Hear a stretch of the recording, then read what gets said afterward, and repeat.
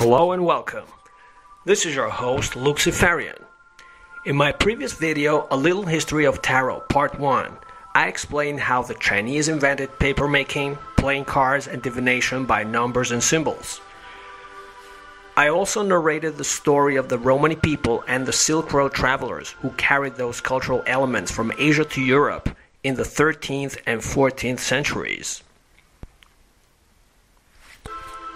In this video, I'm going to talk about the esoteric concept and numerology of the major arcana, which are the trump cards of a tarot deck.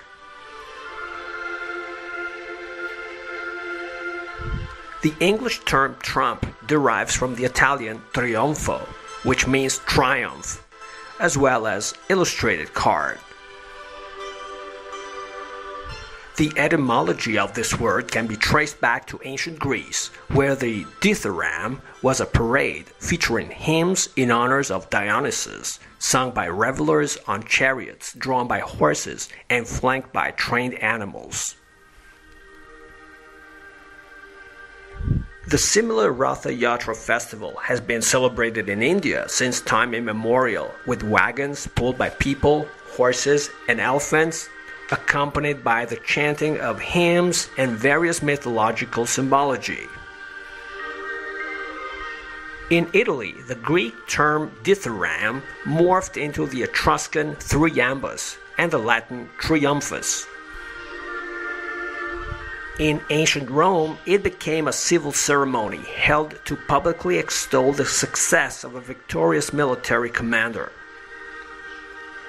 The triumphant general was drawn in procession through the city in a four-horse chariot to the temple of Jupiter. The spoils and captives of his victory led the way, his armies followed behind. The general would also mint and circulate high-value coins to propagate his triumphal fame empire-wide. In addition, triumphal arches were built to encourage pride in national achievements. Sculpted panels depicted victories and feats of martial prowess. The Arch of Titus was constructed in Rome in the 1st century CE to commemorate Titus's official deification and the victory of Titus, together with his father Vespasian, over the Jewish rebellion in Judea. It provided the general model for many triumphal arches erected around the world, including the Washington Square Arch in New York City. The concept of Roman humanities and the love of classical Greek philosophy were revived during the Renaissance, a period which marked the transition from the Middle Ages to modernity.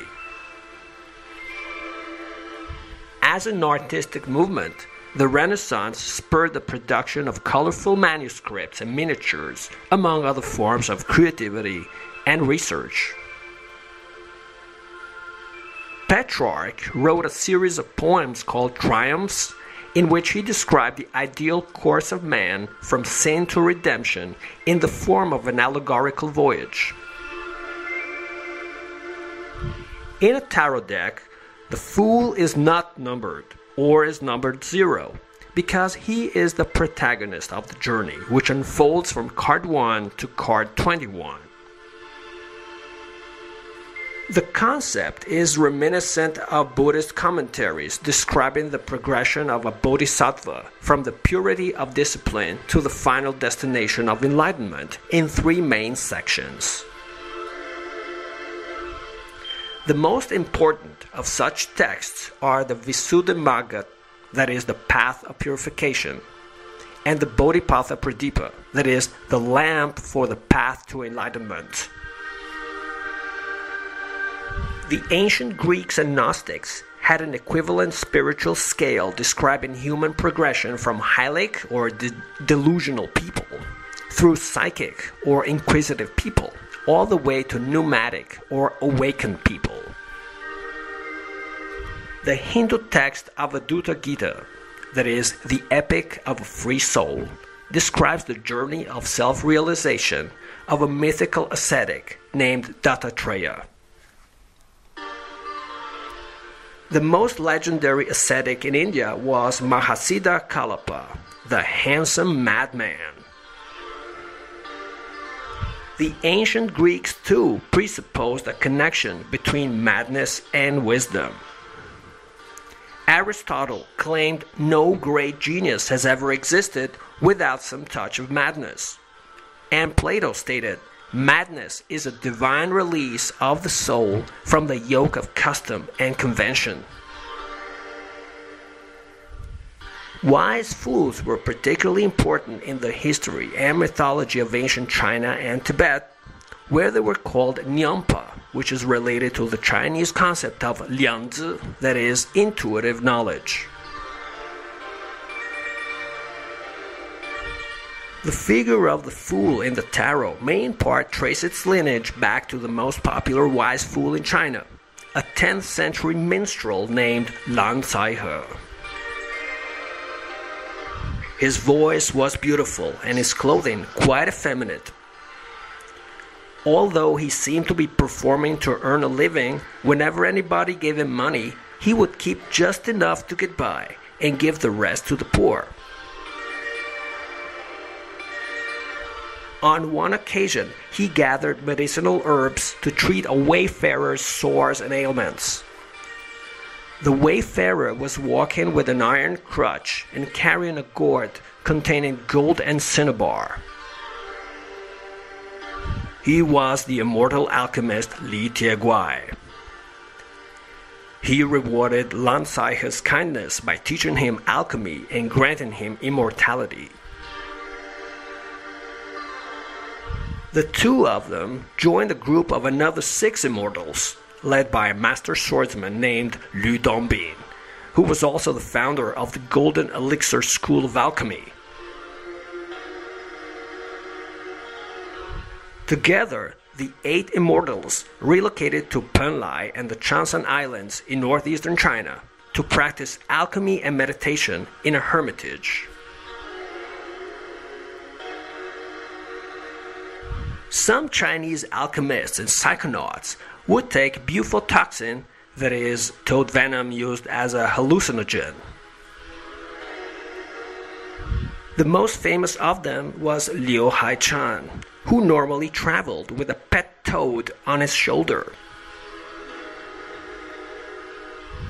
Generally speaking, the fool may even be identified with the figure of the Bodhisattva, who has taken vows to strive toward enlightenment for the benefit of all sentient beings. As Aleister Crowley once explained, the whole and sole object of all true magical and mystical training is to become free from every kind of limitation. That is to say, the fool symbolizes an initiate who has embarked on a long path to self-liberation. There are several connections between the major arcana and Buddhism, as well as Gnosticism and the Kabbalah, which is a set of mystical teachings and symbols for gaining deeper understanding of the relationship between the infinite mysteries of the universe and the finite physical world in which we live. The 78-card tarot deck includes 22 major arcana numbered from 1 to 21, plus the Fool card. The Hebrew alphabet, which was revered by Kabbalists and alchemists for its magic significance, consists of 22 letters. The 16th century alchemical text called Splendor Solis consists of 22 illuminated images, the first of which portrays the alchemist himself as the protagonist of the great work. 21 is another relevant mystical number because it is the product of 3 times 7. Praises to the 21 Taras is a traditional Tibetan prayer in which each Tara embodies a stage of spiritual awakening.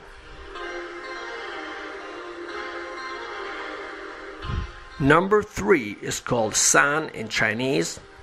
It is virtually homophonous with the word san, short for sanfa, which translates to dissemination or spawning.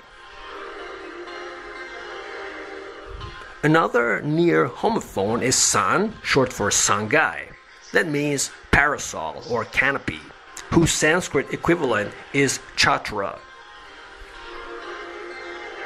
It is a symbol of human existence, overarching the initiate's lifetime from the cradle to the grave, and a trope for protection from the vicissitudes of life.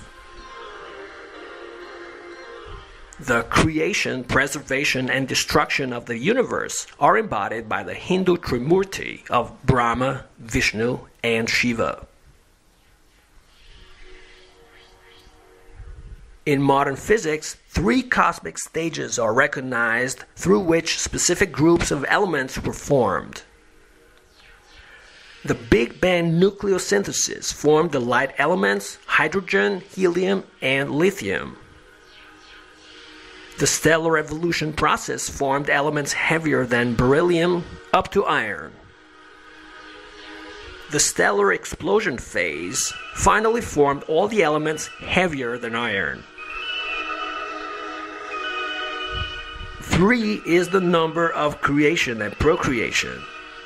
1 and 2 multiplied by their preceding number cannot transcend themselves, because 1 times 0 equals 0, and 2 times 1 equals 2. However, 3 times 2 equals 6, thus generating a new number. A solid has 3 dimensions.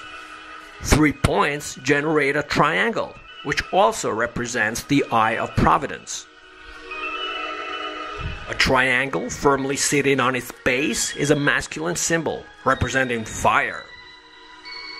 The other way up, it becomes the water element, emblematic of feminine powers. A mountain is called san in most Chinese dialects, and its ideograph is shaped like a trident, which in turn signifies the relation between spirit, mind, and matter, also symbolized by sulfur, mercury, and salt. 3 bodhisattvas are said to have incarnated since the beginning of recorded history. The Buddha himself is described as having 3 manifestations, just like Hecate is represented as triple-bodied, symbolizing past, present, and future. Mara's 3 daughters tried in vain to seduce Siddhartha Gautama to prevent his enlightenment. Acknowledging defeat, Mara praised the Buddha as the master of the 3 awakenings. According to Taoist philosophy, humans depend on the earth. The earth belongs to the cosmos, and the cosmos follows natural law. In 1320, Dante Alighieri completed the Divine Comedy, a classical quest through hell, purgatory, and paradise. In 1486, Pico della Mirandola wrote that self-realization has to proceed through 3 levels. In the Middle Ages, to become a guildman, one had to go through 3 stages. Lowest was apprentice, next was journeyman, and top ranking was master. Blue Lodge Freemasonry retains the 3 degrees of medieval craft guilds, namely Entered Apprentice, Fellow Craft, and Master Mason. In the tarot deck, the Fool's Journey is divided into 3 planes, having 7 milestones each. 7 is the number of holiness and mystery, the only one, among those we can count on our hands, that can neither be divided nor multiplied within the group. 1, 2, 3, 4, and 5 could all be doubled to give 2, 4, 6, 8, and 10. 7 cannot. 6, 8, and 10 can be halved to give 3, 4, and 5. 7 cannot. 9 is divisible by 3. 7 is not. Humans classified 7 metals in prehistoric times: gold, silver, iron, mercury, tin, copper, and lead, each associated with one of the major celestial bodies in our solar system and with a day of the week. Sun for Sunday, Moon for Monday, Mars for Tuesday, Mercury for Wednesday, Jupiter for Thursday, Venus for Friday, and Saturn for Saturday. Consequently, 7 is used as a convention number for a gradation of vibratory energy, ranging from rainbow colors and musical notes to degrees of wisdom. The book of Proverbs says, "Wisdom has built her house and hewn out her 7 pillars." On a microscopic scale, there can be up to 7 electron shells per atom. Number 7 is called Qi in Chinese, which is virtually homophonous with Qi, short for Qi Li, meaning energy, and Qi Shi, meaning breath. The Chinese word for week, Xin Qi, and the Mongolian Dodo Honok both mean 7-planet time frame. In Chinese culture, the 7th lunar month is regarded as the ghost month, in which spirits and demons come out from the netherworld and must be appeased with offerings and rituals. The Ghost Festival is celebrated in several East Asian countries between mid-August and early September, and is known as Guijie in China, Obon in Japan, and Baekjeong in Korea. Let me wrap up this video with one of Shakespeare's best quotes about life's journey and number 7. All the world is a stage, and all the men and women merely players. They have their exits and their entrances, and one man in his time plays many parts, his acts being 7 ages.